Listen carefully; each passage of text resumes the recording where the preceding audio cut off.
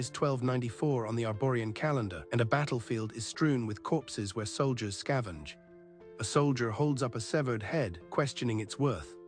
Soldiers discuss the value of severed heads, dismissing one as a common soldier's not worth a penny.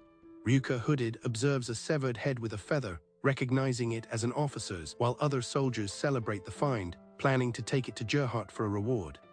Ryuka examines a discarded bugle found on the battlefield. He notes that the bugle is bloody. Ryuka surmises the inside of the bugle is also likely bloody and damaged. Amidst the battlefield carnage, Ryuka raises the bugle, thinking he has finally found a new instrument. A military flag bearing a distinct symbol flies over the camp. Soldiers in the camp comment on the splendid tactics employed in a recent battle. An officer addresses the troops, stating their campaign towards the Papal State will continue at daybreak and their valor will be expected. A nervous messenger approaches, delivering a message. The messenger hesitantly asks Gerhardt, who is branding a captive, what he is doing. Gerhardt, while branding a captive, explains to the messenger boy that this act is an advertisement. He elaborates that he puts their mercenary band's mark on war prisoners and then releases them. Gerhardt states that by letting them go, they advertise the band, which will lead to more employers and more cash.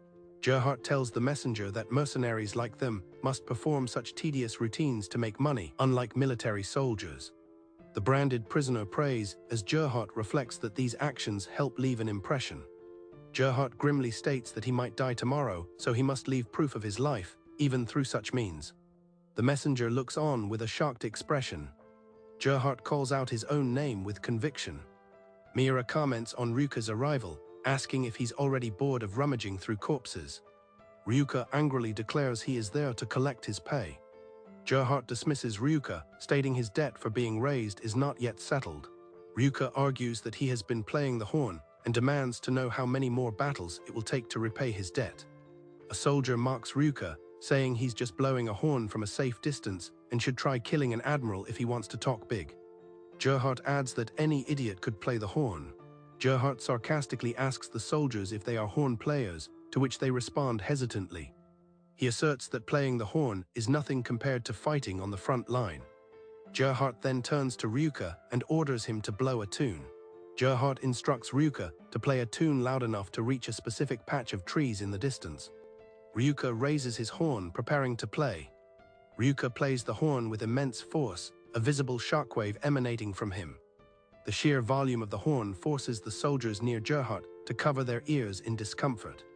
The powerful sound of Ryuka's horn travels across the landscape towards the distant trees. Birds take flight from the distant trees, startled by the powerful sound of Ryuka's horn. The soldiers react with shock and discomfort to the volume. Gerhardt turns to the two soldiers and asks if they think they could sound a horn as loudly as Ryuka did. One of the soldiers nervously admits that he guesses not. Gerhardt turns his attention back to Ryuka. Gerhardt tells Ryuka that if he wants to leave their corps, he will have to work his fingers to the bone. Gerhardt emphasizes that even pretending wouldn't allow Ryuka to live. He further crushes Ryuka's hopes, stating that his dream of becoming a musician is unlikely to happen. Ryuka trembles in response to Gerhardt's harsh words. Ryuka turns and walks away abruptly, cursing in frustration. A soldier looks surprised as Ryuka departs. The soldier notices something protruding from Ryuka's head, wondering if it's a horn or a branch. The soldier calls out to Gerhardt, pointing out that Ryuka has something on his head, while Gerhardt nonchalantly continues his work. Gerhardt explains that the growth on Ryuka's head has been there since infancy and acknowledges it looks eerie. He continues, suggesting the defect was enough to scare away slave traders and was likely the reason Ryuka's parents abandoned him. The soldier asks if Ryuka is even human, to which Gerhardt laughs. Gerhardt dismisses the idea of a demon being inside the branch, calling Ryuka a mere brat who thinks he's special. The soldier, still confused, asks if it's all nonsense, and Gerhardt reiterates that Ryuka is just a brat who spouts foolish things.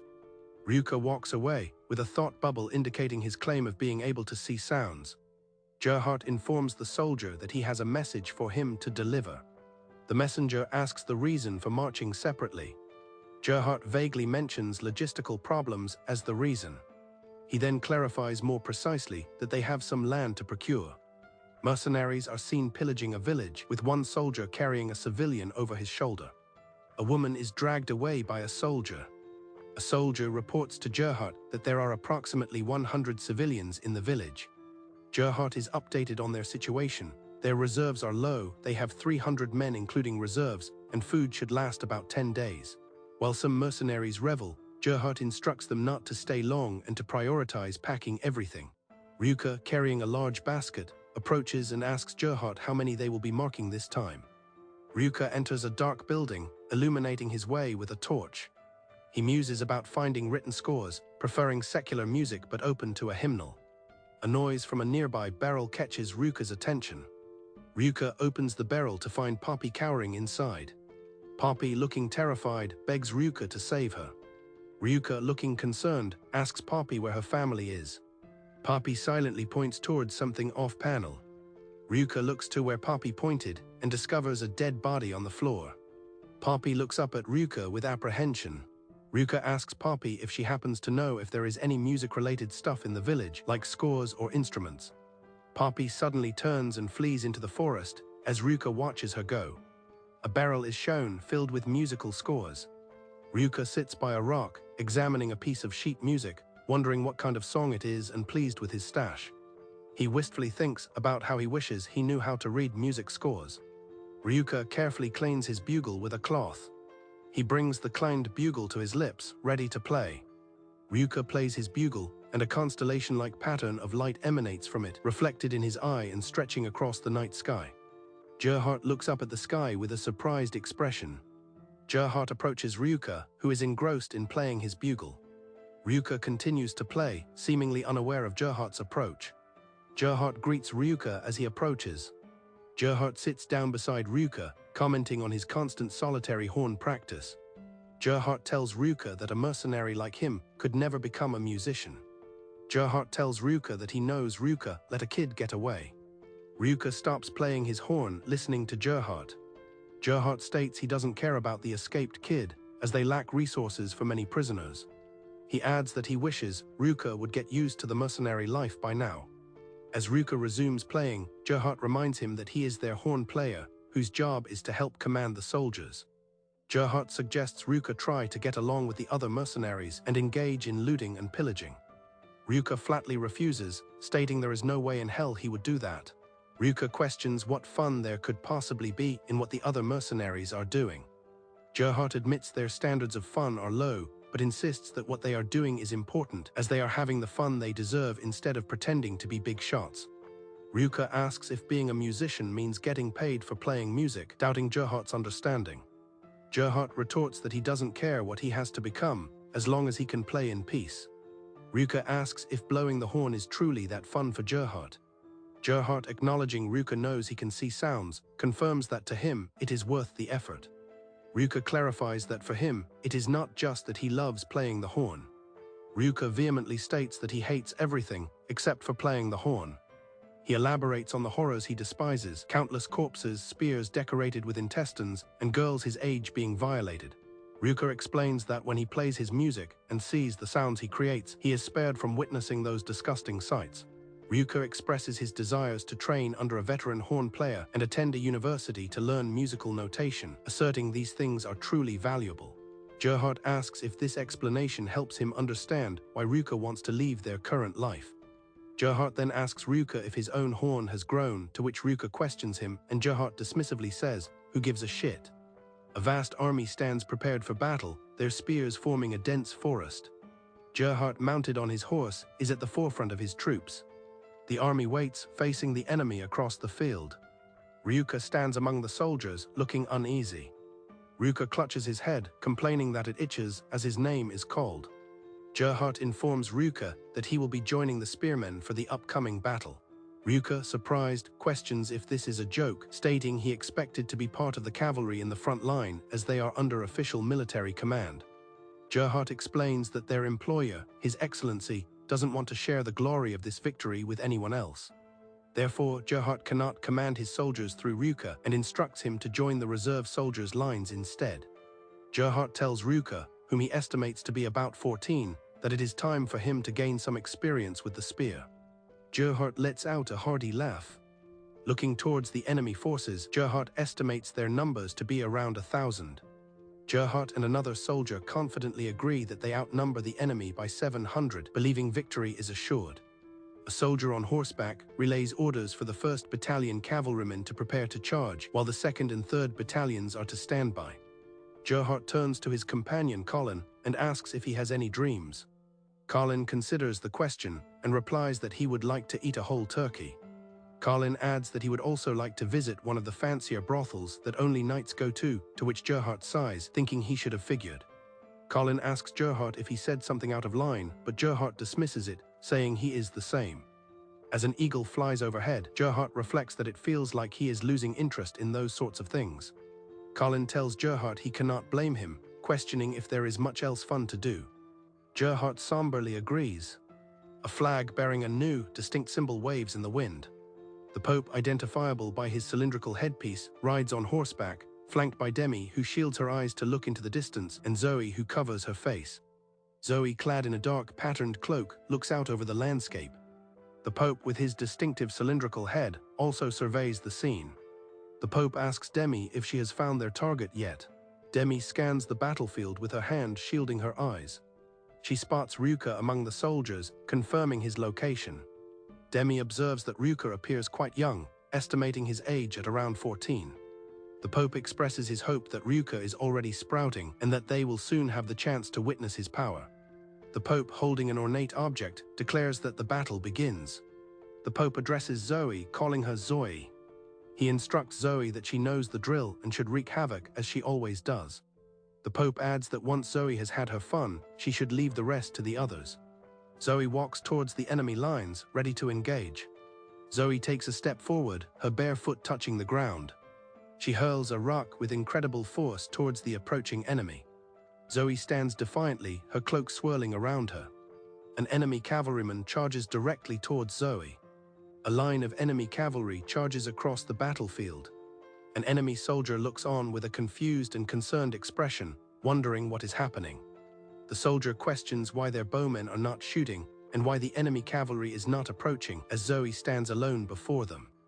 Zoe pulls down her hood, revealing antlers sprouting from her head as a voice wonders, "Who is that woman?"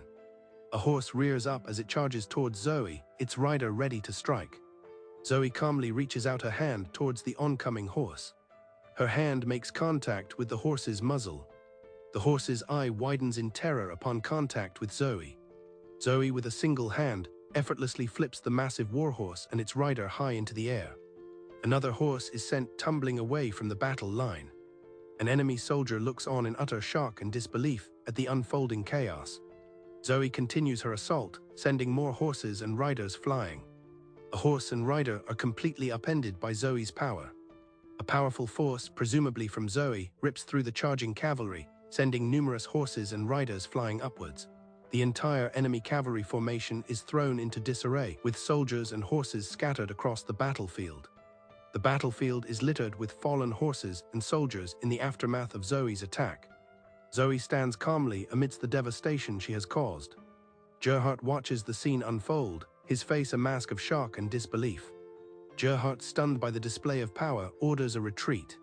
Colin, confused, asks what's happening, and Gerhardt instructs him to inform the others in their band. Gerhardt shouts that there is a maniac on the other side of the field. He declares his intention to rendezvous with Ryuka to have him blow the retreat signal and urges Colin to escape as well. A soldier on horseback questions Gerhardt's decision to retreat. The soldier points out that there have been no official orders to retreat and asks Gerhardt where he is going. Gerhardt curtly tells the soldier to engage the enemy. Ryuka and another soldier in the reserve lines remark on how loud the frontliners are. The soldier next to Ryuka tries to reassure him, saying that being in the rear isn't so bad even if it's boring. The soldier notices Ryuka is unwell, clutching his head and groaning in pain. Concerned, the soldier asks Ryuka if he is okay as Ryuka drops his hat and curses. Ryuka complains that his head hurts intensely. The soldier offers his shoulder for Ryuka to lean on. The soldier helps Ryuka through the ranks of soldiers, announcing that a wounded soldier is coming through. As they head towards a nearby shack, Ryuka apologizes for the trouble. The soldier reassures Ryuka, saying he was hoping to take it easy anyway. A dark, swirling object falls from the sky as Ryuka reflects on his first uneventful time in a battalion. A large, sharp wooden splinter is shown embedded in Ryuka's upper body. Ryuka lies on the ground, incapacitated by the severe injury. Ryuka groans in pain from his wound. He gasps for breath, struggling with the injury. With a cry of agony, Ryuka pulls the large wooden splinter out of his chest. Ryuka's face is contorted in pain. Ryuka collapses face down, groaning in pain. He curses in agony. Exhausted, Ryuka manages to sit up, leaning against some rubble. He pants heavily, sweat dripping from his face. The distant battle shows their army being pushed back and surrounded. Soldiers from Jaehaert's mercenary band are in disarray, questioning Jaehaert's actions and lamenting their poor performance. Ryuka, looking at his bleeding wound, realizes he needs to get away from the increasingly dangerous situation. Ryuka collapses to the ground again, weakened by his wound. Blood pools beneath him. He realizes with horror that he should have left the piece of wood inside his wound. Ryuka acknowledges that he cannot really put the splinter back inside. He curses his mistake, realizing the severity of his situation.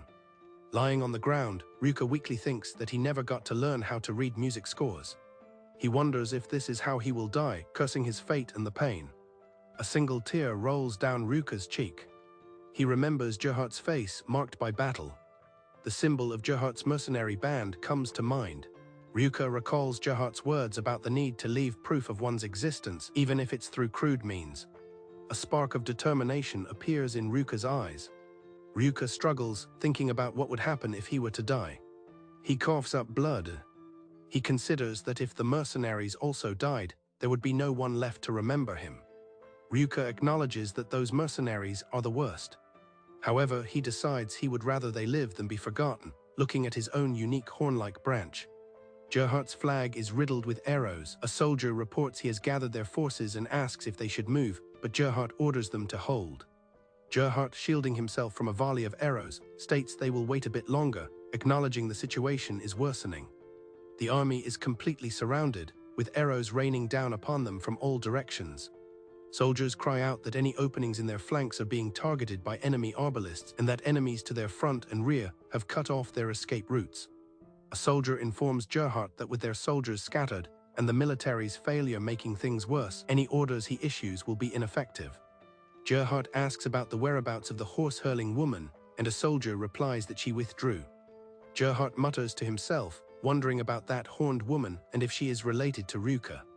Dismissing distractions, Jaehaert orders the cavalrymen to charge and create an opening, and for the infantry to clear a path. Jaehaert thinks that if only he had Ryuka with him.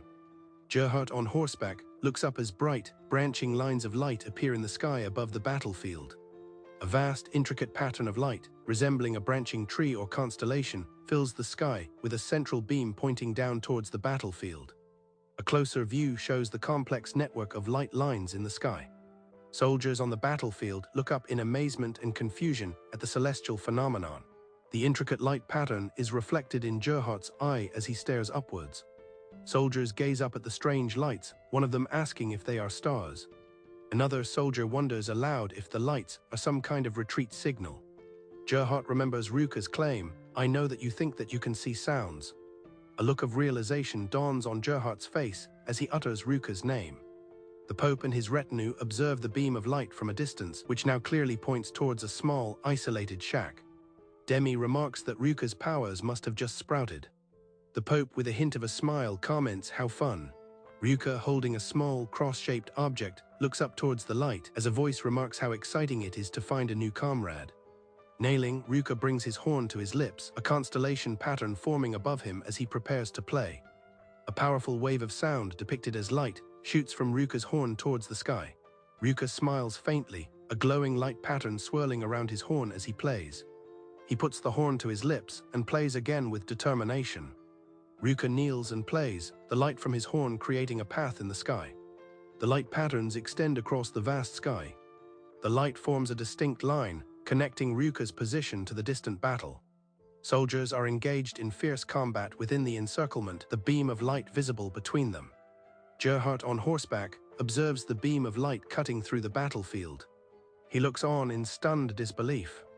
Jaehaert realizes that the beam of light is pointing to the exact spot he was planning to aim for to break the encirclement.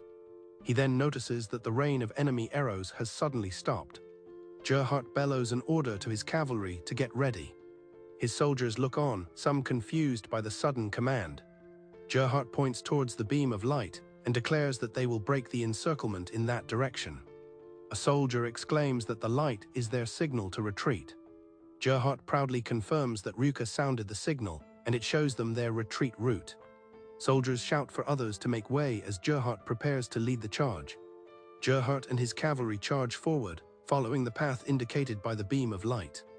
The cavalry gallops fiercely, their shouts echoing through the battlefield. Gerhardt shouts forward, urging his men on. He leads the charge with a deafening war cry. The cavalry follows the bright beam of light, cutting through the enemy lines. Gerhardt and his cavalry crash through the enemy lines, scattering soldiers. Enemy soldiers are trampled under the hooves of the charging horses. The cavalry successfully breaks through the enemy encirclement. Gerhardt continues to ride, leading his men away from the main battle. He looks back with a mixture of shock and relief. Gerhardt exclaims that they made it through the encirclement. Ryuka plays another note on his horn. The beam of light in the sky shifts, indicating a new direction or target. Gerhardt observes that the signal's sound and the light's position have changed. A soldier beside Gerhardt suggests they should aim for that new spot next.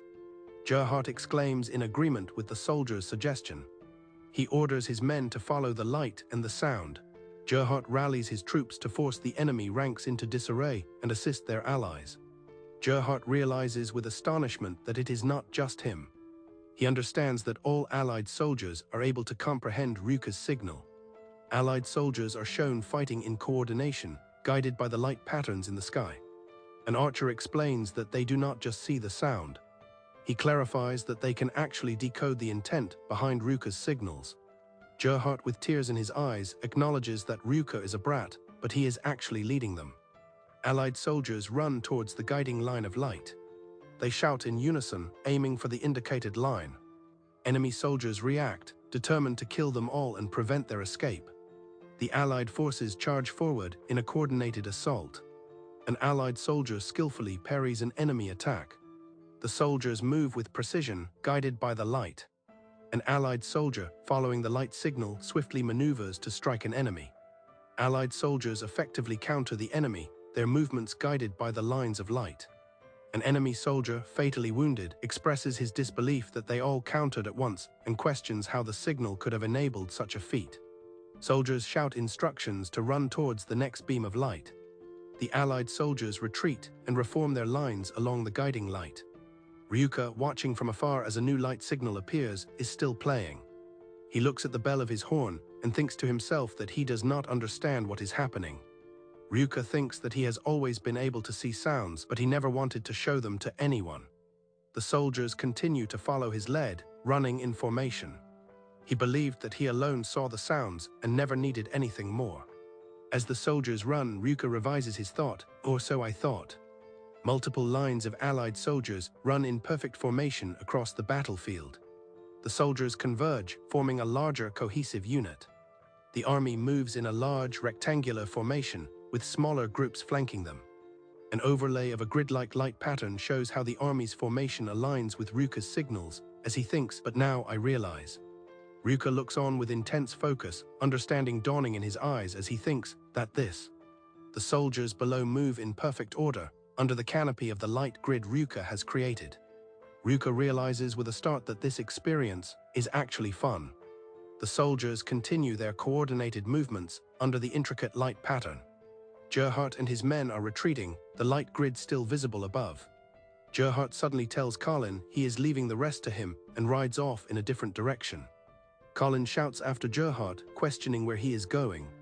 Gerhardt grins, warning Colin that the enemy is still pursuing and he will be left behind. Gerhardt approaches the soldier who questioned his retreat, remarking about what an annoying kid he is for crying out loud. Gerhardt swiftly impales the soldier, uttering Ryuka's name. Looking up at the fading light patterns, Gerhardt thinks, so this is what you were always seeing. Ryuka sits weakly on a hill, overlooking the distant battle where his side now fights with coordination. A large pool of blood has formed beneath Ryuka from his severe wound.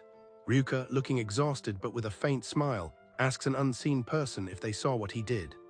The branch-like horn on Ryuka's head begins to crack and crumble. As the horn disintegrates, Ryuka collapses forward. He falls to the ground, his horn still clutched in his hand. Miura holds the unconscious Ryuka in his arms, greeting someone off-panel. Ryuka lies unconscious, his face bruised and battered. Poppy looks down at Ryuka with concern, telling him to stay still. Poppy kneels beside Ryuka, preparing to use her powers as Miura looks on. Poppy places her hand over Ryuka's bleeding wound. Her own horns begin to glow and crackle with energy. A healing light emanates from her hand onto Ryuka's wound. Poppy winces in pain as she channels her power. Sweating from the effort, Poppy explains that she absorbed half of Ryuka's wound. She tells Ryuka he should be okay now, but cautions that she cannot restore blood and he should take it easy. Gerhardt, looking battered and exhausted, arrives and asks what is going on. The Pope, Demi, Miura, and Poppy are gathered around the recovering Ryuka near a dilapidated shack. The Pope calmly says Gerhardt's name. Ryuka slowly regains consciousness, looking up weakly. The Pope and his companions stand over Ryuka. The Pope informs Ryuka that they have come for him. Ryuka looks confused and asks, "What?" The Pope, with Demi carrying Zoe, tells Ryuka that he is not a normal human. He explains that Ryuka is a Ramus, one on whom branches grow, possessing a power that surpasses the natural realm. The Pope clarifies that the light Ryuka displayed was his power as a Ramus awakening on his 14th birthday. The Pope formally asks Ryuka to join him and become his army's horn player, but Gerhardt interrupts, asking if he can say a word or two. Gerhardt, kneeling despite his injuries, interjects, stating that Ryuka is in his care. He then offers to let the Pope have Ryuka, but on one condition. The Pope, listening intently, tells Gerhardt to humor him with his condition. Gerhardt, looking at Ryuka who is holding his horn, tells the Pope his condition. He wants the Pope to teach Ryuka music. Ryuka looks up in complete shock and disbelief at Gerhardt's request. The Pope asks if that is all Gerhardt requires. Gerhardt, perplexed, asks the Pope why he would propose such a condition, admitting his own ignorance on the matter. Ryuka, sitting defeated, laments that everything about the world has always felt terrible to him, yet he acknowledges that Gerhardt could perceive something he couldn't. The Pope observes Gerhardt's appearance, suggesting he looks like a fancy clergyman who should be able to fulfill the request. Gerhardt turns to Ryuka, asking if he is all right with the proposed terms, to which Ryuka hesitantly confirms he is. Gerhardt firmly states that the matter is then settled. The Pope, standing before a shimmering portal, inquires if they are ready to depart. The Pope proceeds towards the portal, while in the background Gerhardt assists Ryuka. Gerhardt supports Ryuka as they prepare to follow the Pope. Ryuka glances back with a somber expression. Ryuka calls out Gerhardt's name one last time. Ryuka turns to Gerhardt and asks if his horn playing was good. Gerhardt pauses thoughtfully. Gerhardt confesses that he's never had an ear for music, but despite that, he would say Ryuka has become quite good. Ryuka, surprised and pleased, asks if Gerhardt truly means it. Ryuka thanks Gerhardt and bids him farewell, a sentiment Gerhardt reciprocates. Gerhardt carries Ryuka piggyback through the ruins. Ryuka, resting on Gerhardt's back, lets out a small, almost inaudible laugh. Gerhardt's words of praise are recalled. Ryuka begins to laugh softly. His laughter becomes more pronounced, tinged with emotion. The laughter dissolves into choked sobs as Ryuka is overcome. Ryuka openly weeps, wiping tears from his eyes, deeply moved. Gerhardt kneels alone before the now vanished portal, the landscape barren around him. From behind, Gerhardt quietly acknowledges the situation. A group of enemy soldiers approaches the kneeling Gerhardt, discussing whether to take him prisoner or kill him, with one suggesting his head as a trophy since he doesn't look like a noble. Gerhardt, with a defiant smirk, asks them how much they think his head is worth. A spray of blood indicates a violent end for Gerhardt. A bird flies over a vast city, captioned as Terumi, the capital of the Papal State in spring. Ryuka slowly awakens in a bed, looking disoriented. The Pope, seated nearby, greets Ryuka good morning, observing that he is now awake. The room is spacious with several beds. The Pope sits on a chair beside Ryuka's bed. Ryuka, sitting up, asks about his current location. The Pope informs Ryuka that they are in the barracks nursing room in Terumi, the capital of the Papal State, and that Ryuka lost consciousness on their way there. The Pope indicates he will formally introduce himself, and Ryuka acknowledges, preparing to listen. The Pope declares himself the sovereign of this state, the Pope, regarded as the highest authority, and instructs Ryuka to call him Your Holiness. The Pope concludes his introduction and gestures towards Ryuka, indicating it is now his turn. Ryuka begins to speak, ready to introduce himself. Ryuka explains that he was raised by mercenaries and is also a horn player. He trails off, struggling to say his name. Ryuka briefly recalls Gerhardt, the one who gave him his name. He then firmly introduces himself as Ryuka. Ryuka tells the Pope that his dream is to become a musician. The Pope responds that he understands and will help Ryuka achieve that dream. The Pope then states that, in return, he wants Ryuka to help him protect this country. He elaborates that there is something specific he wants Ryuka to protect. Ryuka looks on in stunned silence as the Pope explains that the tower grants power to the Papal State and the Ramus. The Pope confirms that yes, he wants Ryuka to protect the tower that he currently beholds. A large, imposing tower is seen through the window frames. A caption indicates the year is 1294 and that during this era certain events unfolded. The massive, oddly shaped tower stands prominently over the cityscape. The narration states that mankind waged war over such towers. The oddly shaped, gigantic tower is described as looming over the world, as the manga series is noted to continue. The tower is introduced as a remnant of an ancient, advanced civilization. Humanity's progress is attributed to this heritage, which encompasses their culture and technology, as a carriage passes through a bustling town street. The tower is not only the source of civilization, but also a subject of religious reverence. The Pope, the leader of the governing institution, explains its structure. Ryuka admits his lack of common sense, blaming his upbringing by what he calls a bunch of idiots. The Pope states that Ryuka's ignorance is acceptable as long as he possesses the desire to learn. Ryuka seems unconvinced, remaining silent. Ryuka inquires about the comfort of the Pope's helmet, but the Pope dismisses the concern. The Pope steps out of the carriage, announcing their arrival at a vine-covered stone entrance. Ryuka follows the Pope down a stone staircase into a dark passage. Ryuka questions their destination. The Pope replies that they are heading to Ryuka's house. Light appears at the end of the passage as the Pope mentions that a new chapter begins for Ryuka today. The Pope reveals that the impressive Sequoia mansion is to be Ryuka's new residence. Ryuka is left speechless by the grandeur of his new home. A large bare tree grows prominently from the center of the Sequoia mansion. The Pope specifies that Ryuka will be residing with the other Reimai. They enter a vast, somewhat dilapidated hall within the mansion. The Pope informs Ryuka that the existence of Reimai is kept secret from the public. He explains that Reimai powers are beyond human comprehension, which would lead to public fear and awe. Despite the secrecy, soldiers are aware of Reimai, and rumors have spread among the citizens. The Pope shows Ryuka to a large room, identifying it as his. Ryuka gazes out the window as the Pope stands before it. Through the window, the top of the great tower is visible. The Pope addresses Ryuka. Ryuka turns with a start, exclaiming in surprise at what he sees. The Pope holds out a gleaming trumpet, and Ryuka tentatively asks if it's an instrument. The Pope identifies it as a trumpet, a highly sophisticated brass instrument. He elaborates that its piston design allows trumpeters to play sounds beyond simple overtones. Designing such an instrument is a marvel of current technology.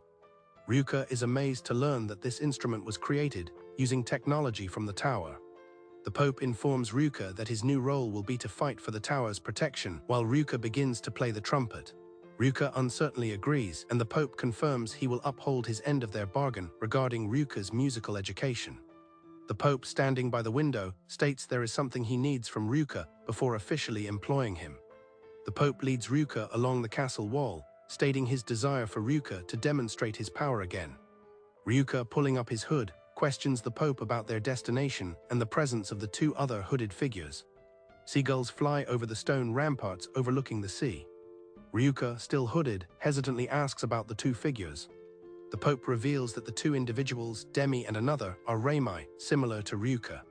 The Pope introduces Demi.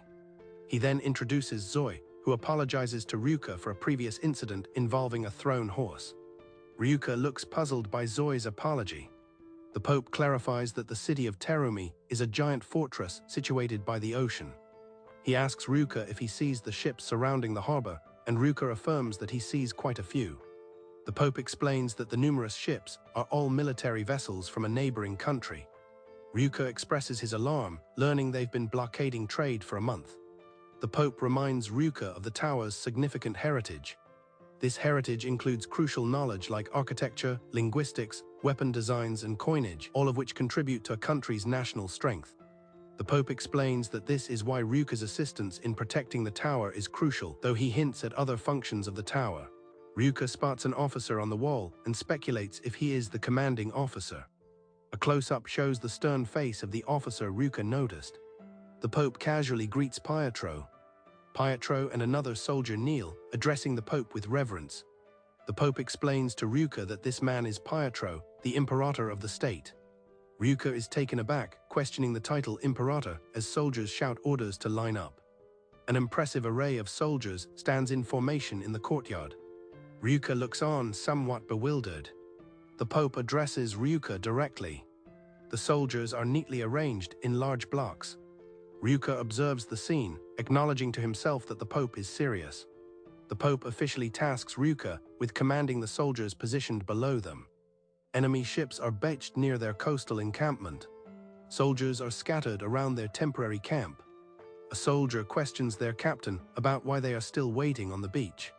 Another soldier clarifies they are waiting for siege weapons to breach the city walls. A soldier wonders about their safety so close to the enemy, but his companion dismisses the concern, believing they are quite secure. The soldier confidently states the defenders likely assume their goal is merely to block harbor access. Their plan is to attack the gate when the defenders become complacent, considering it a foolproof strategy. One soldier comments they'll be waiting for some time, preferring it to being confined to a ship as he works on a sandcastle. A bright, zigzagging line of light connects the castle wall to the distant tower, passing directly over the enemy encampment. The enemy soldiers stare upwards in shock and confusion. A powerful beam of light shines down directly onto the beach from the sky. Allied soldiers march out from the main gate of Terumi. Allied soldiers in full battle gear stand in formation before the city walls. Ryuka plays his trumpet, the light pattern extending from it. The Pope declares his intention for Ryuka. He orders Ryuka to eradicate all enemy soldiers on the beach. Pietro, Demi, and Zoe are present in a room within the castle. The Pope explains his reasoning. He will not tolerate an enemy presence at his gate, and they are likely awaiting siege equipment. The Pope, with Pietro beside him, asserts his desire to eliminate the enemy and prevent their escape. Pietro agrees with the Pope's assessment. The Pope grants Ryuka command of a company of soldiers. Ryuka expresses his reservations, highlighting his inexperience and lack of knowledge of their signals, but the Pope reminds him of his previous command during a retreat. Pietro supports the Pope, confirming the signals are unchanged, while Ryuka voices his continued uncertainty. Ryuka voices his concern about the weight of responsibility for the soldiers' lives, but the Pope dismisses it as overthinking, framing it as a mere test. Ryuka questions the nature of this test, still wary of Pietro. The company captain exclaims in disbelief. Ryuka firmly states his condition. He will undertake the mission if he can keep the trumpet. He adds that in return, he expects no complaints if he loses, a condition the Pope accepts without hesitation. The captain curses, recalling the Pope's words about learning from mistakes and the necessity of failure. The company of soldiers stands ready on the beach. The captain expresses his belief that he is doomed. He scoffs at the idea of this being a mere test, considering it a ridiculous mission, even if soldiers are expected to die in combat. The captain is deeply troubled by the Pope's earlier statements and the current situation.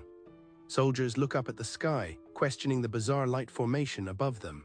One soldier confirms with another that they are all seeing the same net of light, expressing relief that it's not a shared hallucination. They assume the enemy soldiers across the field are also observing the strange lights. The captain exclaims that he hears it, recognizing it as the signal, and commands his men to advance. The soldiers, shields raised, march forward in formation. The captain remembers the Pope's words about seeing sounds, still trying to comprehend the situation. The captain admits he doesn't understand what's going on. He orders his troops to double march. The soldiers break into a run, maintaining their formation. They advance across the beach towards the enemy. The enemy leader, seeing the charge, curses and orders his men to engage in square formations, while his subordinate questions if this is a bad situation. The two armies are about to clash on the beach. The captain experiences a strange sensation as they advance. He feels his feet moving forward on their own, in time with an unheard rhythm. The light pattern in the sky shifts, indicating a new direction or command. As enemy archers fire, the captain orders his men to raise shields. The allied soldiers successfully block a volley of arrows with their shields. The captain feels that the light is guiding his actions. The enemy forces watch the allied advance. The enemy commander yells that their foes are approaching. The allied shield wall advances resolutely. The captain perceives Ryuka's thoughts entering his mind. He recognizes that he is being guided by the dual input of light and sound. The captain confirms this feeling of direct guidance, observing the light pattern. The captain shouts the command to split. The infantry line on the right moves aside. The infantry line on the left also parts, creating an opening. The light pattern in the sky reflects this maneuver, showing a central point with two diverging lines. Allied cavalry surges through the gap created by the split infantry. The enemy soldiers are shocked by the sudden cavalry charge. The cavalry crashes into the unprepared enemy lines. An overhead view shows the light pattern guiding the pincer attack, with cavalry breaking the enemy center and infantry flanking. Ryuka plays his trumpet from the castle wall, orchestrating the battle below with the light signals. Pietro and the Pope observe the battle alongside Demi and Zoe. Pietro comments to the Pope that Ryuka is using both sound and the light beams to communicate information. The Pope acknowledges that this method allows for instant transmission of complex orders, facilitating coordinated actions. Pietro agrees, and the Pope finds it an interesting phenomenon. The Pope adds that Ryuka's ability possesses yet another interesting characteristic. The Pope reveals that Ryuka's music apparently has a morale-boosting effect on the soldiers.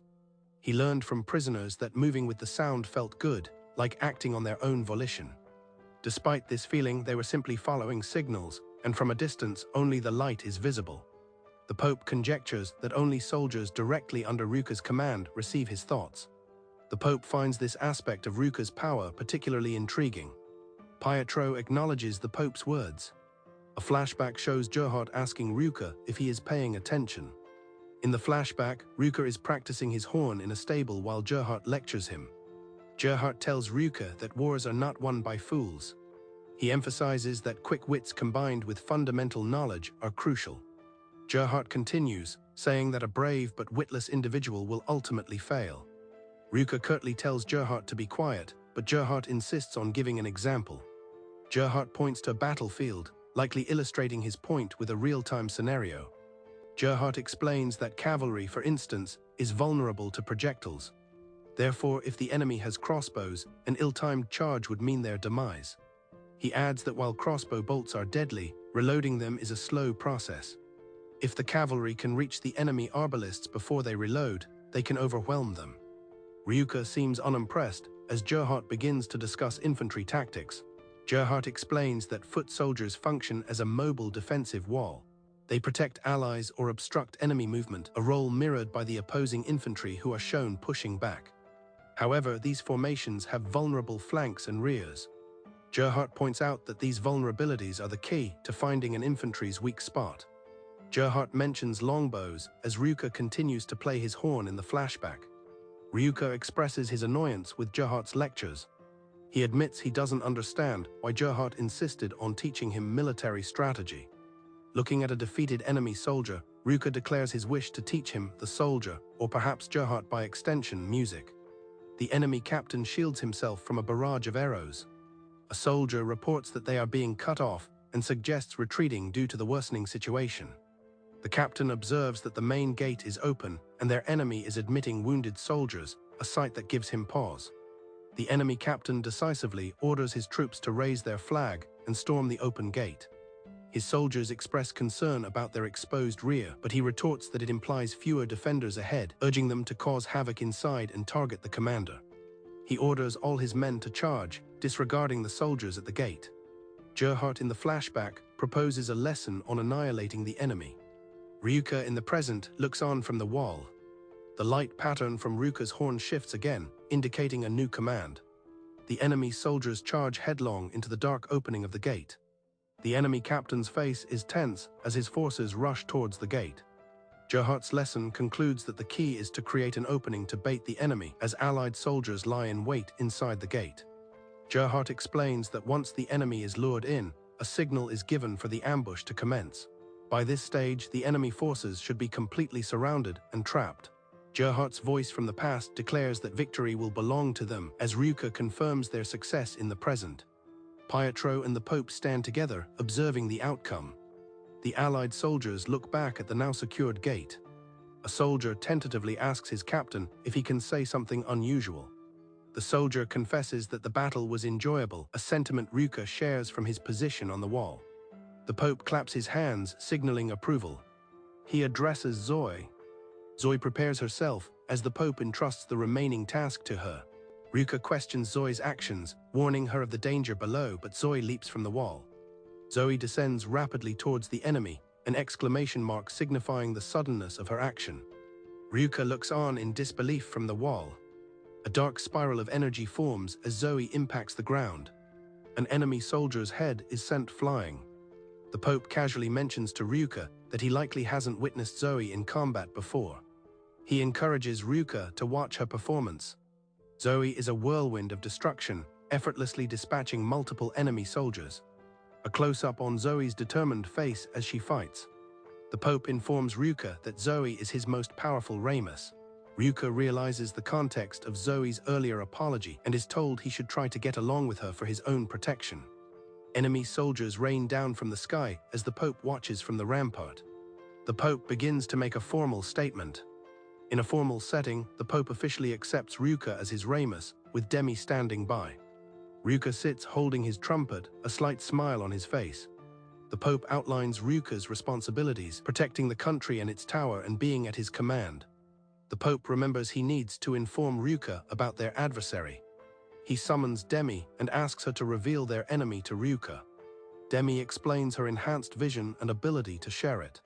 She instructs Ryuka to close one eye. Ryuka complies, asking if he's doing it correctly. Ryuka witnesses a vision of an immense, dark and damaged tower dominating a sprawling, bleak city. Ryuka's eye reflects the shocking and desolate vision. The vision pans across a dark, mountainous landscape under a turbulent sky. It then shows a seemingly endless expanse of a densely packed, ruined city. Demi focuses intently, channeling the vision to Ryuka. Ryuka is visibly shocked by the vision. Demi confirms that this is her vision, revealing she is seeing a foreign land with her left eye. The Pope explains that Ryuka is witnessing a distant state through Demi's ability. He identifies this enemy state as the Empire of Eren, whom they are fated to battle. Ryuka inquires if the distant structure in the vision is a tower, and the Pope confirms, adding there are 9 towers globally. A game board with 9 tower-like pieces illustrates the Pope's point. The Pope highlights that the Papal State's Tower and the Empire's Tower are particularly massive, designated as the Grand Towers. Ryuka deduces the war is centered on these towers, which the Pope affirms, while also mentioning an additional objective. The Pope states their desire to eliminate a specific target. He names this target as the Garland Ramus, as Ryuka sees a vision of a thorny wreath. Ryuka, still seeing through Demi's eyes, asks if it's flowers. The Pope thanks Demi, ending the vision, and Ryuka notes its disappearance. The Pope describes the garland as a Ramus possessing significant power. He recounts that the garland has been sowing chaos in nearby nations for the past 4 months since his emergence. The Pope warns that if the garland is not stopped, the Empire's global conquest is inevitable.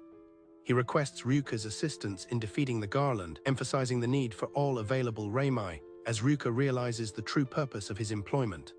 Ryuka then asks a question. Ryuka asks if he can resign after the garland is defeated. The Pope remains silent for a moment. He then asks Ryuka for his reasoning.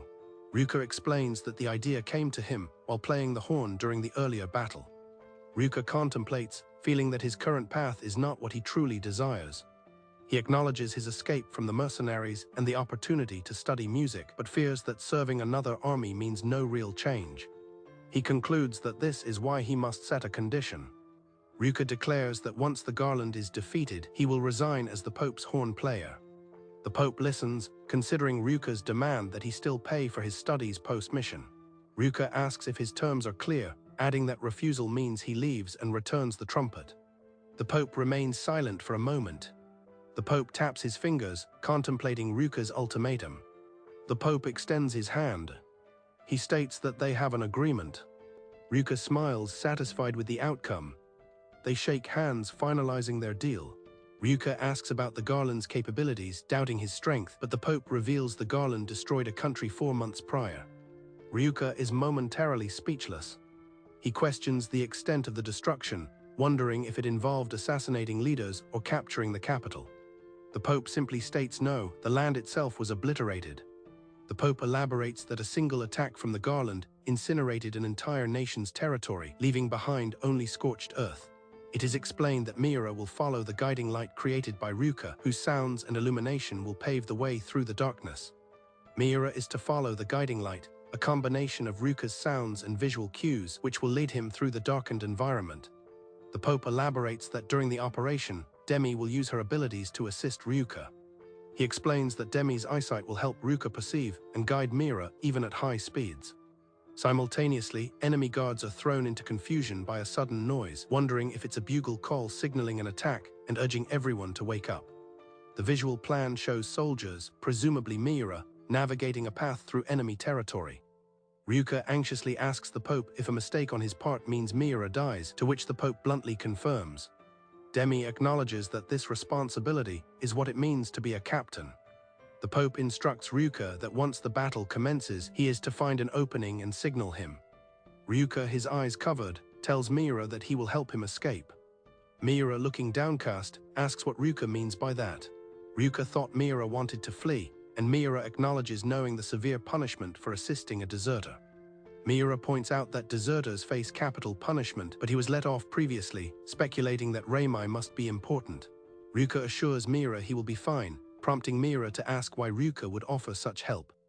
Ryuka explains his motivation, stating he believes he understands how Miura feels. Enemy soldiers are in disarray, one exclaiming he also wants to escape, while another shouts for a torch and warns others to avoid the light. Miura's eyes show intense concentration as he proceeds with the infiltration. The enemy soldiers are caught within the network of guiding lights. An enemy soldier sits alone, about to eat. He resigns himself to the rye bread being his last meal. Suddenly, he is struck from behind. He reacts with confusion, asking what the...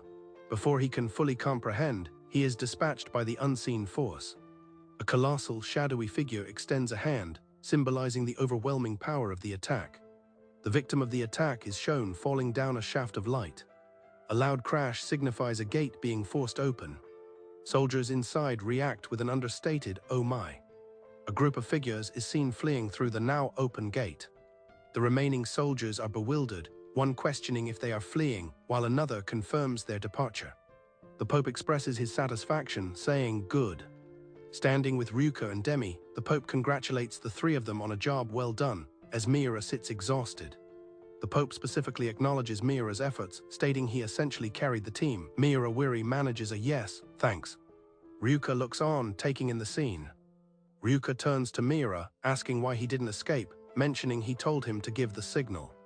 Miura begins to say something about being with Ryuka. However, Miura quickly retracts his statement, saying, "Nah, never mind." Ryuka then exclaims, "Wait, that's it," as if realizing something important. The sun rises over the castle, signaling a new day. As they walk, Miura addresses the Pope, saying, "So Miura, just like Ryuka." Miura asks the Pope for permission to quit once the garland is defeated, and Ryuka confirms this is what he wants.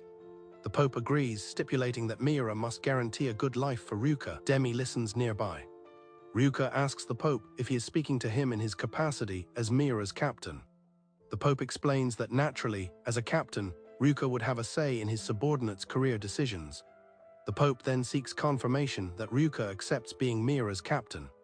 Ryuka agrees to the captaincy, provided the Pope accepts his terms.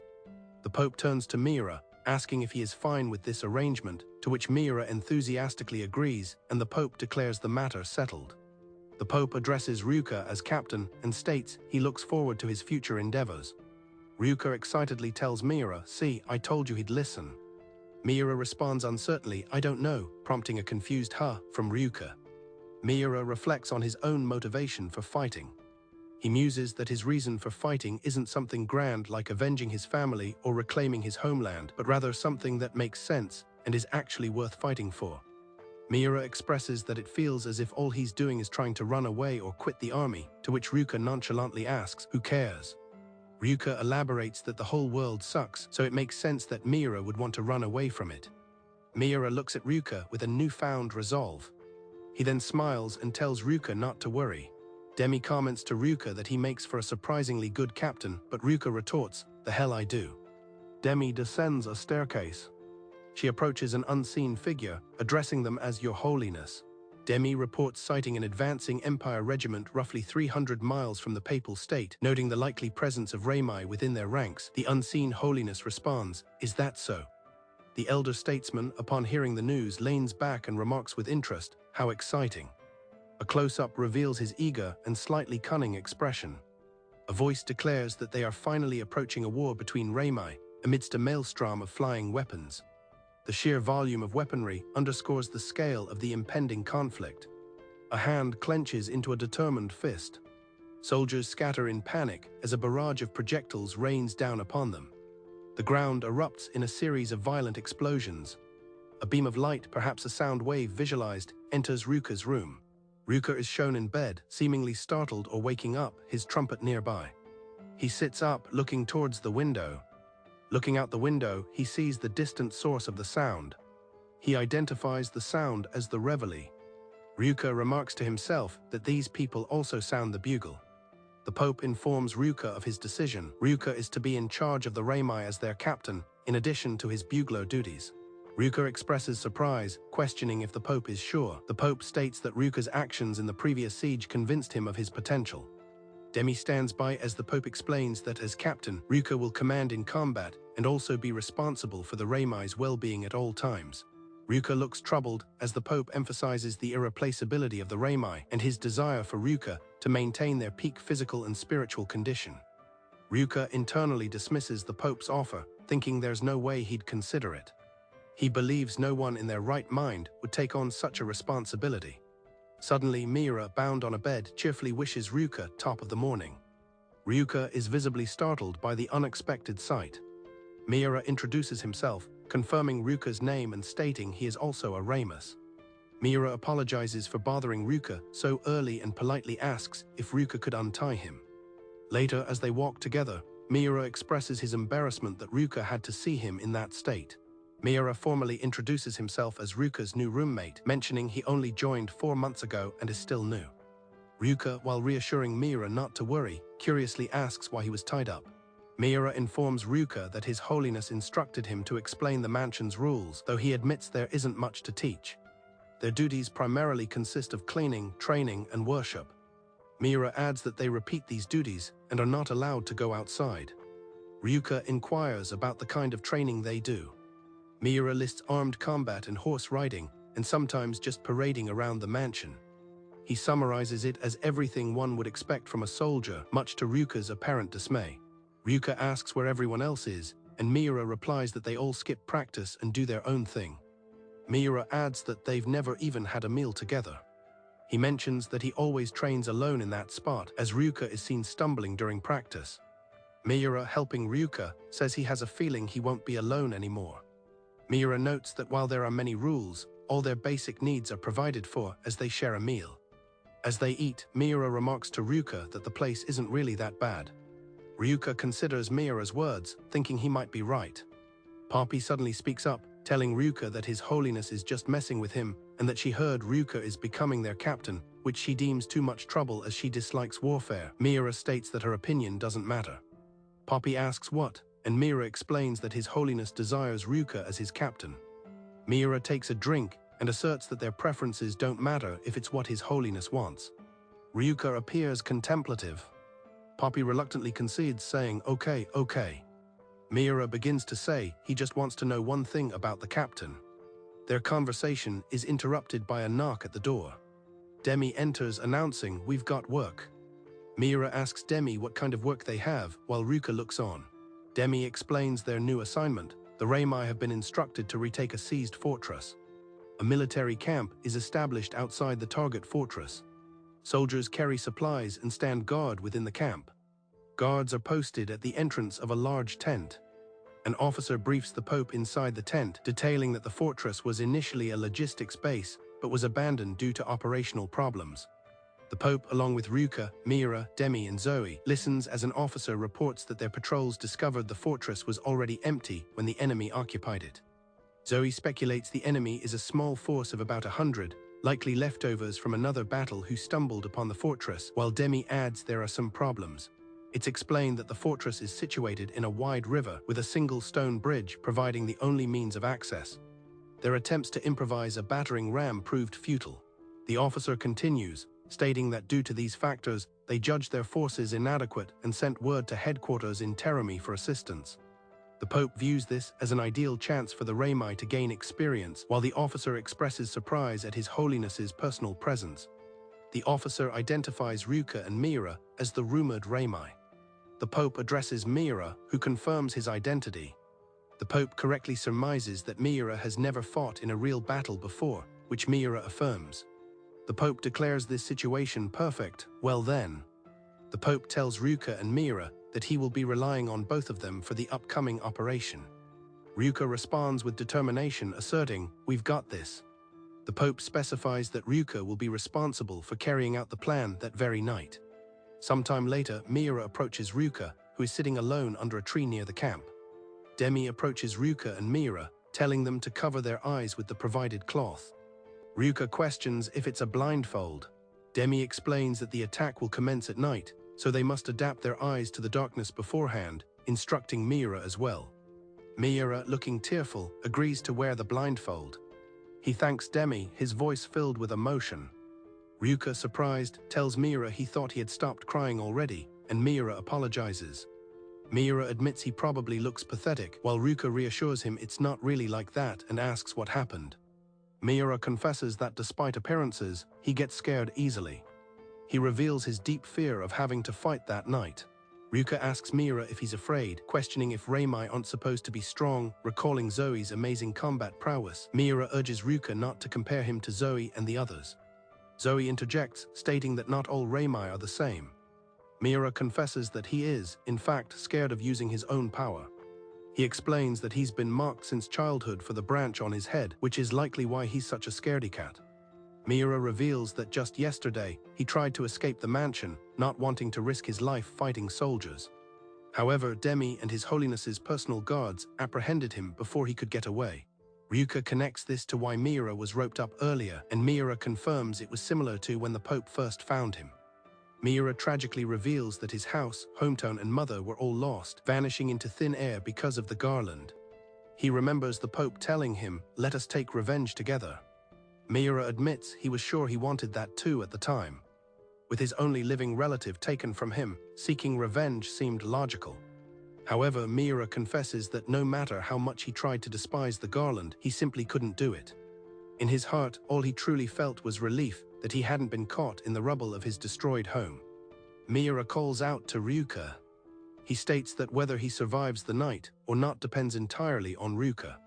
Mira emphasizes this, even if their strategy fails or things go terribly wrong. Addressing Ryuka as captain, Mira pleads for assurance that Ryuka will make sure he doesn't die. Ryuka looks away, clearly burdened. Ryuka firmly reminds Mira, "I told you I'm not the captain." The moon hangs over the fortress walls. Two guards on the ramparts grumble about their situation. One guard complains about being cold, starving, and wanting to go home. The guards question their purpose there and the lack of a clear plan until one spots something. They see a solitary figure on the bridge and wonder if it's a guard from the Papal State. The guards decide to forget about the figure, convinced no one would attack at this late hour. Ryuka is positioned on another section of the fortress wall, looking out. A view of one of the fortress towers against the night sky. Demi instructs Ryuka not to half-ass it, asking if he understands, which leaves Ryuka wondering what she means. Demi tells Ryuka that she didn't bring Mira back just for him to die in case Ryuka messes things up. Ryuka looks down, contemplating his responsibility. Demi reports that the soldiers have completed their preparations. The Pope informs Ryuka that the soldiers await his signal and asks if he is ready. Ryuka hesitantly replies that he thinks he is, probably, to which the Pope responds, "Superb." Ryuka brings his trumpet to his lips, saying, "Well then." As Ryuka plays his trumpet, a guiding light emanates and the command is given, "Let the battle begin." The enemy soldiers on the ground look up in shock and confusion.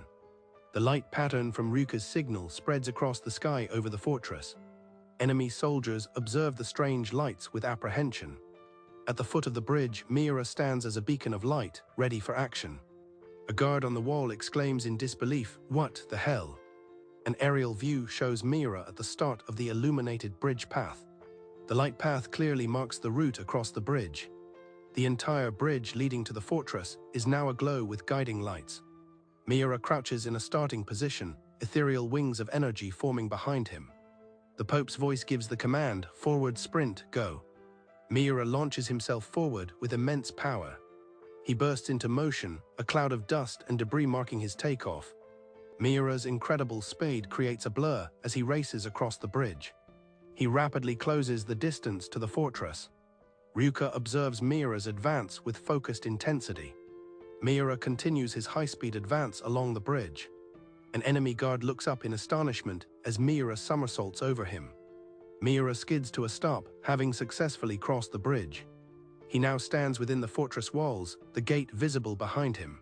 Ryuka recalls the briefing, where he asked the Pope if he intended for Miura to assault the fortress by himself.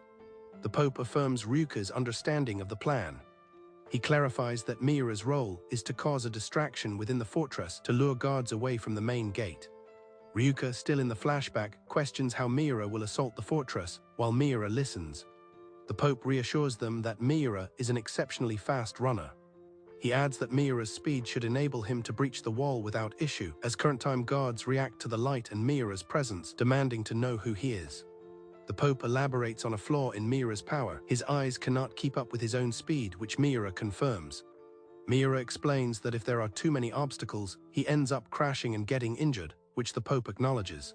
This limitation is precisely why the current strategy is in place, as enemy guards are confused by the sudden appearance of guiding lights. Poppy checks if Miura is prepared for the journey, asking if he has his knife, and Miura confirms he does. Miura then asks Poppy about the rations they have. Poppy wonders if they will be riding in separate carriages, and Miura thinks that might be the case. She then mentions that honestly, Ryuka is the only person she's comfortable conversing with, and Miura agrees. Carrying supplies, Miura announces to Ryuka that they have arrived. With the full Reimai squad gathered before the carriages, the Pope states that everyone is now present. Ryuka is part of the assembled group, ready for the expedition. Poppy also stands with the group, awaiting departure. Oscar, another member of the squad, is also present. Demi, alongside the Pope and Zoe, instructs the group that it is time to depart. As the carriages set off towards a towering fortress, a figure on horseback declares that this marks their first expedition as a Remus squad. Inside one of the rattling carriages, Poppy looks out at the passing scenery and the approaching fortress. Ryuka is seen practicing his trumpet in a large, ornate hall. The Pope approaches Ryuka, stating he is glad to see him practicing with such dedication. Ryuka, surprised by the Pope's appearance, acknowledges him. The Pope inquires if Ryuka is now able to read music scores fluently. Ryuka admits that while he has no problems with scales, he can't quite get a grip on note values yet, but he is sure he will learn them soon enough. Ryuka expresses his gratitude, but the Pope states there's no need for thanks as this was merely part of their deal, adding that there is still much for Ryuka to do. The Pope announces to Ryuka that tomorrow, he wants him to lead the Reimai on an expedition. Ryuka asks if there are Reimai among the enemy ranks, and the Pope confirms that Demi spotted an Empire regiment approaching the Papal State 3 days ago, and they will wait for them at Canifley Castle on the border. Ryuka questions if the enemy Reimai they are facing is the Garland, but the Pope clarifies that the Empire is bringing other Reimai, as they possess several, just like the Papal State. Furthermore, the Pope informs Ryuka that he has a specific task for him for this expedition. The Pope instructs Ryuka that he needs to guarantee his Remus squad gets along well, to the point of becoming best friends by the time they return, leaving Ryuka to wonder what that has to do with the expedition. The Pope elaborates that knowing one's allies is important, and that including Ryuka, there will be 7 Reimai at Canifley Castle, which makes Ryuka begin to understand. The Pope then firmly states that it is Ryuka's responsibility, as captain, to win the trust of his subordinates from here on. The Remus squad's carriages continue their journey through the countryside. Inside one of the carriages, Demi advises Ryuka to begin by understanding the abilities of his squad members, including Poppy and Zoe. Ryuka nervously tries to speak to Poppy, who is taken by surprise. A flustered Poppy asks Ryuka if he is addressing her, while Zoe dozes beside them. Ryuka confirms and introduces himself, saying it's nice to meet her. Poppy shyly introduces herself by name. She then manages a nervous, "Nice to meet you." They formally shake hands. Poppy proposes to Ryuka that they could share their powers with each other and asks if she could see his, to which Ryuka responds with a questioning, "Oh, why?" Ryuka anxiously asks Poppy if she's planning to fire anyone with a useless power, but Poppy, shocked, exclaims, "What? What the hell would I do that for?" Ryuka lets out a sigh of relief, saying, "Oh, okay, Hugh." Poppy then tells Ryuka to look, preparing to demonstrate her ability. Ryuka is amazed as a wooden box begins to float in the air. Poppy explains that she can move objects without touching them, like the levitating box. Ryuka, impressed, calls it awesome and speculates about using it against enemies. Poppy mentions that the wooden box is about the heaviest object she can levitate and expresses a desire to be able to do more. Feeling down, Poppy apologizes for her perceived weakness and uselessness, but Ryuka quickly tells her it's fine. Poppy suggests that combining her power with Demi's might make it useful and asks Demi for her opinion. Demi maintains a stern, aloof expression. Demi sharply tells Poppy not to talk to her, calling her an idiot, to which Poppy timidly apologizes. Ryuka internally questions Demi's hostile attitude. Poppy quietly curses Demi under her breath. Suddenly, Demi is sprawled on the carriage floor, asking Ryuka what happened, much to Ryuka's own confusion. Demi advises Ryuka not to even bother trying to get friendly with anyone in their group. Ryuka asks what she means by that, and Demi replies that she is just trying to warn him. Demi states that everyone there has a screw loose, including Poppy and Zoe, who is currently asleep. Ryuka echoes a screw loose. Demi clarifies that she means they are mentally unstable, and that Zoe is, for all intents and purposes, a child mentally. Demi explains to a stunned Ryuka that Zoe's actual age is 27, but because of her power, her mental age is equivalent to that of a 9-year-old. She elaborates that Zoe is a 9-year-old with the power to annihilate hundreds of trained soldiers, asking if Ryuka understands the implications. Demi warns that none of them could stop Zoe if she were to go into a fit of rage. Poppy chimes in, agreeing they should stay away from Zoe. Ryuka silently looks out of the carriage. Demi adds that the people in the other carriage are also messed up and advises Ryuka not to do anything that could trigger them as they continue their journey. During a stop to switch horses, Ryuka tells Miura that he kind of gets what Demi was trying to say. Miura believes that even if they are not all buddy-buddy, it is fine as long as they do their job on the battlefield. Miura adds that he also understands what His Holiness is saying. Miura expresses his opinion that Ryuka, at least, seems like someone who could make friends with everyone. Miura asks Ryuka about the mood in his carriage, mentioning that Oscar and Kura were with him. The tall, dark-haired Oscar stands behind Ryuka and Miura. Miura, looking up at Oscar, nervously greets him. Ryuka also addresses Oscar by name. Oscar firmly places his hand on Ryuka's shoulder. Startled by the sudden grip, Ryuka exclaims, "What the hell?" With his arm around Ryuka, Oscar intently asks him for what purpose he fights, as Miura observes. Ryuka is taken aback by the question. Oscar clarifies, asking for whom Ryuka fights. Oscar presses Ryuka for an answer, stating that is all he came for. Ryuka explains that he is not really fighting for anyone's sake. The only reason he is working there is so that he can become a musician. Oscar reflects on this, muttering, "A musician, Oscar questions if becoming a musician is truly something to aspire to in the current day and age. Ryuka reacts with a what? Oscar explains that these are chaotic times plagued by war, with the Empire's aggression growing daily, and asks if Ryuka, a child of this soil born as a Ramus, thinks he is allowed to fight for his petty interests. Ryuka challenges Oscar, asking what age it has to be for him to be allowed to have a dream, telling him not to bother him until then, and adding that maybe he wasn't clear enough. Oscar forcefully grabs Ryuka, commanding him to repeat the words, "I fight for the sake of His Holiness," or face death. Ryuka struggles against Oscar's grip. Oscar states that he is in great debt to His Holiness, a debt so immense that he dedicates his life to repaying it, no matter what. Ryuka yells back, so what? I don't give a damn about your life story." Oscar argues that Ryuka too owes much to His Holiness and should dedicate himself to returning the favor. Ryuka retorts, "The hell I should, we made a deal which means I have to work for him." Poppy shouts to Miura, sensing that something is amiss with Oscar. Miura is shown cautiously observing from behind a tree. Ryuka, held by Oscar, calls him a coward and tells him to just give in. Oscar tells Ryuka to swear fealty to His Holiness and he won't have to make an example out of him, adding he doesn't care if Ryuka doesn't mean it. Ryuka retorts that he would never swear fealty to a weirdo with a helmet like that. Oscar responds with a simple, ominous, "Aha." Oscar then grabs Ryuka by the head, causing Ryuka to question what's happening. Oscar violently twists Ryuka's head, accompanied by a sickening sound.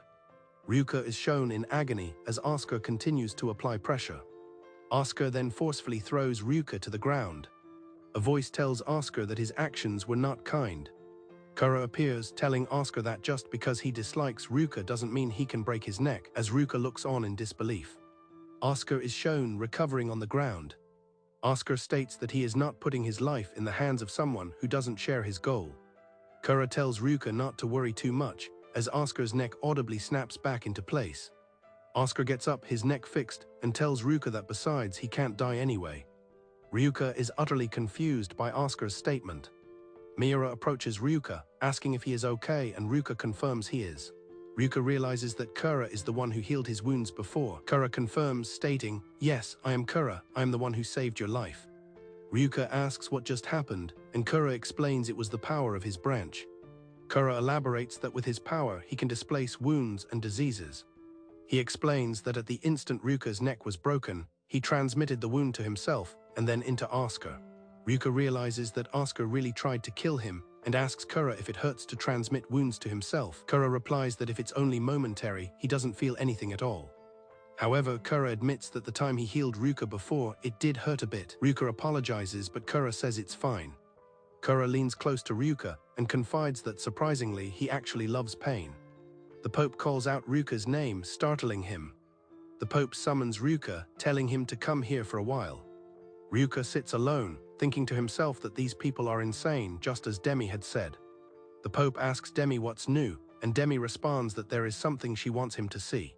Demi uses her ability, and Ryuka covers one eye, seemingly sharing her vision. Demi reports that it would seem soldiers from the Empire are lying in ambush on the highway up ahead. Ryuka asks if there are any detours they could take, but Demi explains that the forest path is the only one that is properly paved. The Pope adds that they are most likely scouts sent to intercept reinforcements. The Pope states that their march would slow down if they were to take an unpaved road, and he would like to avoid arriving late to the castle. The Pope then asks Ryuka, as captain, what he proposes they do. An enemy soldier waits patiently in ambush. A group of Imperial soldiers are positioned, ready to spring their trap. One of the waiting soldiers grumbles that no one is showing up, while another tells him to be quiet. The narration explains that the only path from the Papal State's capital to Canofley Castle is through this very forest. An arrow suddenly strikes one of the Imperial soldiers in the ambush. The remaining soldiers are shocked, one asking if the captain is dead as another slumps over. They realize it's an enemy attack and try to find their attacker's whereabouts, noting that they haven't heard a single footstep. The soldiers realize the arrows have to be coming from the middle of the forest. One soldier questions if it's enemy soldiers, noting it's quite loud further down the forest as rustling sounds approach. Another soldier speculates that if their targets are taking this path, they must have collided with the patrolmen they sent ahead. A sudden beam of light appears in the forest, shocking the Imperial soldiers. One asks, "What the hell is that?" Another soldier is swiftly taken down. More Imperial soldiers are incapacitated. The remaining soldiers determine their next target area. From a vantage point, Ryuka plays his trumpet, guiding the attack. Ryuka stands on a hill playing his trumpet, sending beams of light into the forest below to mark targets. The entire Ramus squad, including Asuka, Demi, the Pope, Poppy, Zoe, and Mira, are present on the hilltop, witnessing the coordinated attack.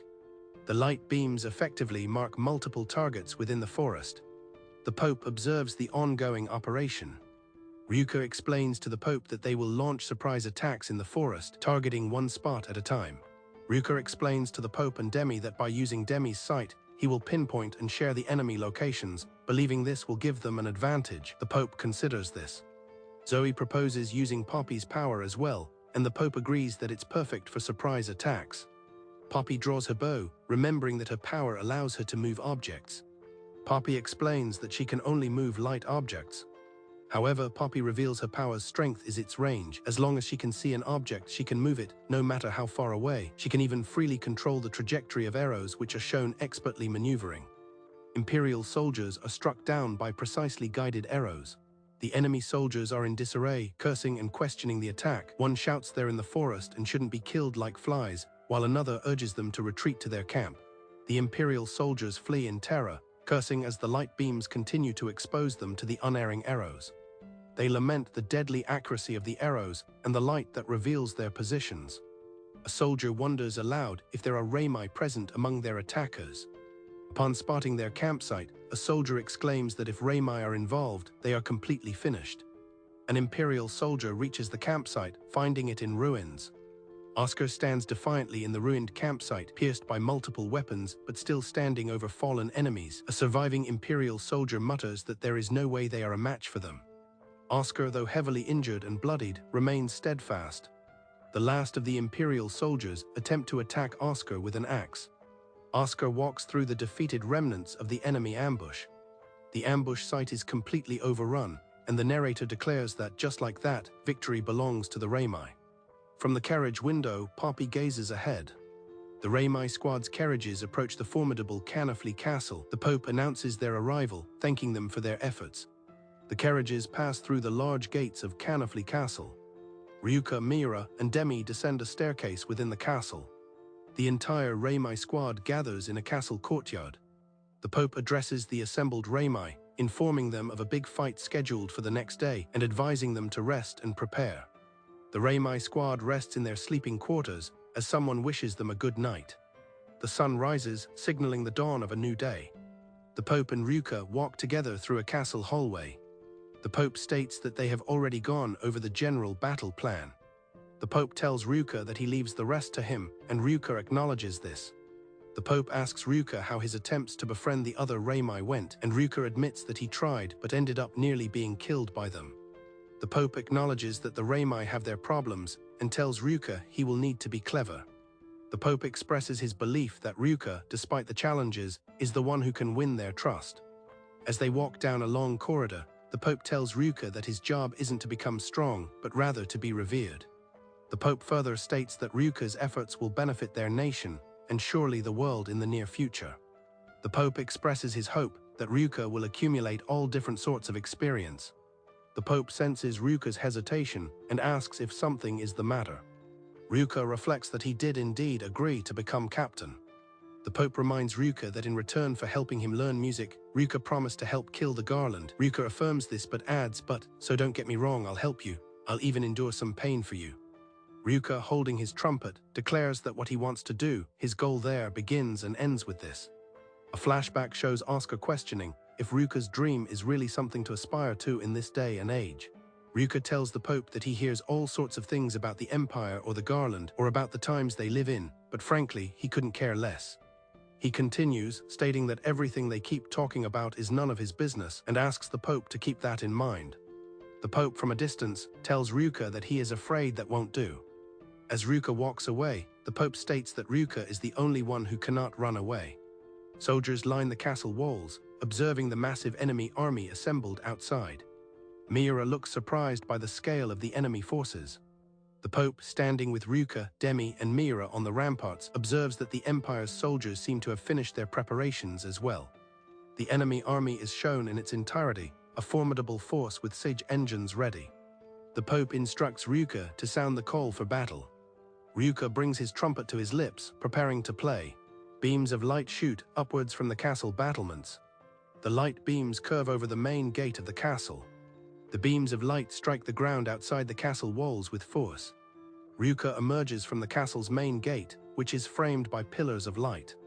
Ryuka's face shows a look of resolute determination. Ryuka surveys the enemy lines, including a large siege tower. A massive enemy siege tower looms over their ranks of soldiers, prepared for assault. The enemy forces are arrayed, with their siege tower prominent. A heavily armored warrior, the Garland, stands ready with a greatsword and trumpet, facing the enemy army. The view from the Garland shows Canifley Castle, with Ryuka at the gate, and the pillars of light still active. The massive, ornate sword of the Garland is shown. As the narration states, the sky quakes with the sound that marks the battle. The conflict is set to continue.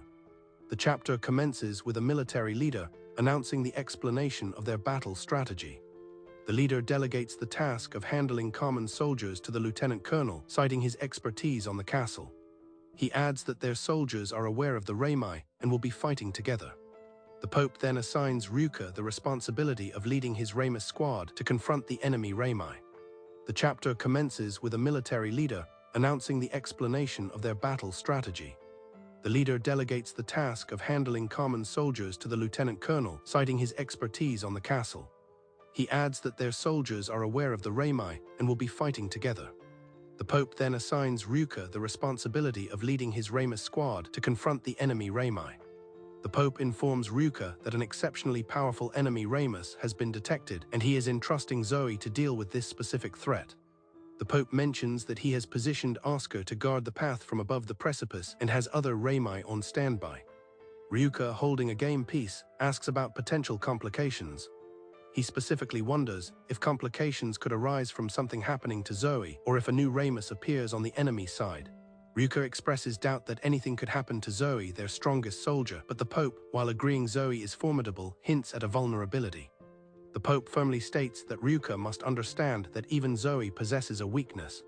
Looking down at the strategy map, Ryuka asks if anyone has told him about Zoe's power, hazarding a guess that it's superhuman strength. The Pope begins to elaborate on Zoe's unique abilities. Zoe is shown as the Pope explains that she borrows power. The Pope clarifies that Zoe borrows this power from her future self as the garland stands poised for battle before the castle. A soldier respectfully questions the garland about not attacking the castle, but the garland assures him it's fine. The garland confidently states that as long as he eliminates the woman they have as their vanguard, he can take care of all their soldiers without issue. He dismisses the idea of losing to her, but warns that if such an impossible circumstance occurred, his men would all die a painful death. The garland emphasizes that his battle with that woman will decide the outcome of the entire siege. He tells his soldiers that they do not have to fight. The garland concludes there is no reason for them to waste their soldiers and reduce their numbers. The garland uses his power to gather a multitude of weapons into a single formidable mass. He then hurls this collection of weaponry towards the distant castle wall. The mass of weapons violently impacts, creating a large explosion as Zoe observes from a distance. The garland tells Zoe to leave the wall breaking to him, and that his forces can go wild inside once he's done. Zoe retorts, questioning if going wild is their standard procedure. Standing amidst the aftermath of an attack, Ryuka ponders the idea of Zoe borrowing power from her future self. The Pope explains to Ryuka that if Zoe were to borrow 1 hour of power from the future, she would consequently wield double her power for that hour. Ryuka, witnessing the enemy's power, asks what would happen if Zoe borrowed even more future power. The Pope explains that, as expected, Zoe's power would increase all the more as she skillfully deflects numerous incoming projectiles. Zoe is depicted in the midst of an intense battle, surrounded by deflected attacks. The Pope elaborates that if Zoe took a 24-hour loan of power and condensed it into 15 minutes, she would possess the total power equivalent to 97 Zoes, which more or less explains how her power functions.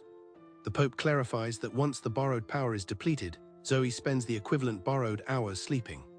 He explains this is the reason for her childlike mentality, recounting how she once overspent her power and slumbered for more than a decade. The Pope urges Ryuka to keep this crucial information in mind. He concludes that Zoe is not invincible and, despite her appearance, is still fundamentally a young girl. The garland announces that he takes back his previous words. He then commands his surprised soldier that they need to attack the castle. The garland issues further orders to send a message to the other branch heads. His instruction is that while he fights Zoe, they should concentrate all their efforts on breaking the wall. The garland emphatically states that he needs them all prepared in case he should lose the fight. 2 soldiers on the castle wall comment on the rumors about the Reimai, acknowledging they are truly something else. One soldier speculates aloud that if the Reimai on their side were to lose, it would mean they'd have to fight the enemy's Reimai. The soldiers exchange worried glances at this prospect. Despite their fears, the soldiers erupt in cheers, urging their branch lady Zoe to defeat the enemy. A hand firmly grips a flute, ready to sound the charge. Drummers raise their sticks in unison, preparing to beat the rhythm of war. The drums thunder, setting a grim pace for the advancing troops. A battle flag bearing their insignia flutters in the wind. Soldiers' boots hit the ground in a steady marching rhythm. Lines of armored soldiers march forward, spears pointed towards the sky, with a large tower looming in the background. Soldiers maintain their defensive posture behind shields as they advance along the castle wall. More soldiers with spears and shields press onward, the sound of drums accompanying their movement. A wide view shows a full-scale assault on the castle, with numerous soldiers using ladders to scale the high walls under a barrage of arrows. A siege tower is moved into position against the castle wall, amidst a hail of arrows. Archers atop the castle wall fire arrows down at the attackers. An enemy soldier attempting to scale a ladder is struck by an arrow. Another soldier is knocked off the castle wall, falling to the ground below. The siege tower's ramp slams down, and enemy soldiers begin to storm the castle wall. A view from above shows soldiers engaged in combat below the castle walls. A soldier asks for an assessment of who is winning the battle. Poppy thoughtfully murmurs as she considers the state of the battle. Ryuka, standing with Mira and Demi, observes the battle and states that it feels like they have the advantage. Ryuka observes that the enemy only brought 4 siege towers and no mangonels, while Mira posits they might be trying to compensate with the towers. From their vantage point, Ryuka confidently states that it's impossible for the enemy to break the defenses of their triple-walled fortress with their current number of siege weapons. Mira expresses a feeling that they might be spending a few days starving there even if the enemy doesn't breach their defenses, and asks Ryuka if he's okay with that. Ryuka says he's somewhat used to it, but adds that this time. Mira interjects, reminding Ryuka that this time they have Zoe on their side, a sentiment the Pope seems to share. Ryuka acknowledges this, and the Pope adds that Zoe's performance will determine the outcome of the entire battle, not expecting it to be a prolonged engagement. The Pope wonders if the Empire was confident their Ramus could defeat Zoe, or perhaps if the Empire chose to lay siege because breaking the walls would take too long, then calls out to Demi. While the Pope is speaking, a huge explosion occurs on the castle wall below. The force of the explosion startles everyone. Mira, Demi, and Ryuka are visibly shocked, while Poppy exclaims in terror. Ryuka and Mira peer over the damaged rampart to assess the situation. A large section of the castle wall has been destroyed, leaving a smoldering crater. Mira, aghast at the sight, asks what caused such destruction, while Ryuka notes that it appears to have been hit by a catapult. Mira states he didn't see any weapons capable of such destruction, prompting Ryuka to suggest it looks like the work of a Ramus. The Pope confirms Ryuka's suspicion, saying it even felt like a Ramus used its power just then. Poppy expresses surprise that the Pope can feel a Ramus using its power, as he concludes the enemy must have another Ramus. The Pope turns to Demi, asking if she has found the other Ramus, to which Demi replies not yet. Demi elaborates that checking the face of every Empire soldier will take approximately 3 more hours. As another explosion impacts the wall, Poppy looks on in horror. Poppy exclaims that at the current rate of destruction, the wall will give in within 30 minutes. The Pope turns to Ryuka, solemnly informing him that it seems his turn has arrived. He tasks Ryuka with finding and eliminating the enemy Ramus hidden within their ranks of approximately 3,000 soldiers. Ryuka engages the Garland in a fierce melee, their weapons clashing. The Garland lunges with a powerful strike. The 2 combatants are locked in a dynamic, high-speed battle. The Garland's weapon glows with energy as he prepares an attack. Ryuka and the Garland continue their intense fight, exchanging blows. The combatants leap and clash, their movements blurring with speed. The Garland evades an attack as Ryuka presses forward. The Garland digs his weapon into the ground, bracing for or launching an attack. An explosion occurs nearby as the Garland watches. The Garland, sword in hand, acknowledges that the battle has started and mentally prepares himself for the fight. He moves swiftly along the castle wall, deflecting a barrage of energy blasts or projectiles. The Garland continues his advance along the wall, a trail of deflected attacks behind him. Zoe expertly parries a strike from the Garland's weapon. Zoe, looking determined, prepares for her next move. She readies herself, wielding her own weapon, and facing the Garland with focused intensity. Zoe and the Garland are locked in a high-speed, destructive battle, their movements a blur of action and power. The Garland taunts Zoe with a derogatory term. He launches a barrage of sharp projectiles, ordering Zoe to die. The needle-like projectiles rapidly close in on Zoe, who prepares to defend herself. The attack, a hail of sharp projectiles, speeds relentlessly towards Zoe. Zoe deflects the projectiles, one of which explodes violently near the castle gate. A close-up shows one of the Garland's projectiles embedded in the castle wall, cracking the stone. The Garland, witnessing the result, seems to understand something new about the situation. He reluctantly admits that the power in his needles won't work and considers that he might be better off retreating. Zoe looks down at her hand in shock, blood dripping from her chest. A single drop of blood lands on Zoe's hand, indicating she has been injured. A close-up on Zoe's face reveals her utter shock and distress at being wounded. The Garland appears puzzled by Zoe's reaction. Zoe rubs her chest, seemingly surprised by the sensation of pain. A tiny speck of blood marks the spot where she was injured. Zoe lets out a pained sound as the reality of her injury sinks in. Zoe bursts into tears, crying out loudly in distress. The Garland watches in stunned silence as Zoe continues to wail. He is visibly confused by her childlike reaction to being hurt. Even the common soldiers on the ramparts are perplexed by Zoe's loud crying. Zoe stands alone on the battlefield, still crying as explosions occur in the background. She tries to stifle her sobs, rubbing her eyes with her arm. Zoe continues to wipe away her tears, attempting to regain her composure. She takes a moment, her expression shifting as she calms down. Zoe, having regained her composure, looks on with a determined gaze. She stands ready, her earlier tears gone, replaced by a focused fighting stance. The Garland looks on in disbelief as Zoe stands before him, no longer crying. He is visibly surprised by her sudden change in demeanor. Zoe launches a fierce attack, forcing the Garland to raise his shield in defense. Her powerful assault creates a massive shockwave, pushing the Garland back. Zoe plants her foot firmly on the ground, showcasing her immense strength.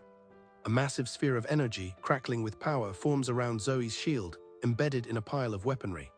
Zoe leaps into the air, unleashing this powerful attack towards the Garland. The devastating attack explodes with tremendous force, completely overwhelming the Garland and the surrounding area. A soldier is struck by debris from the explosion, exclaiming in pain. Another soldier caught in the blast radius curses in surprise. Soldiers shield themselves as debris rains down from Zoe's massive attack. The Garland is left kneeling on the ground, heavily injured and bloodied from the impact. Zoe stands before the defeated Garland, holding the small object that caused her minor injury. She points to her chest, telling the Garland to look. Zoe indicates the tiny scratch on her chest, remarking that it started bleeding. The Garland, heavily wounded and bleeding from several places, looks up at Zoe. He weakly states that he is also bleeding, and much more significantly than she is. Another explosion rocks the castle wall. Poppy, looking distressed, exclaims, "Shit." The Pope, Demi, and Ruka observe the damage, with the Pope questioning how the enemy is attacking, as it's not with boulders or horses, and Demi asking what is breaking the wall. Demi turns to Ruka, telling him to make an assumption. The Pope tells Ruka to try and deduce how they are being attacked. Demi clarifies that any wild guess from Ruka is fine, and if he can point out anywhere that seems off, she will focus her probing there. Poppy tells Demi to do her job and just tell her what to do. Ryuka, looking out from the ramparts, states that he has a hunch. Ryuka, with a look of realization, declares that the other Ramus is among the archers. A sinister-looking archer, possibly the Ramus, is shown aiming a bow, confirming Ryuka's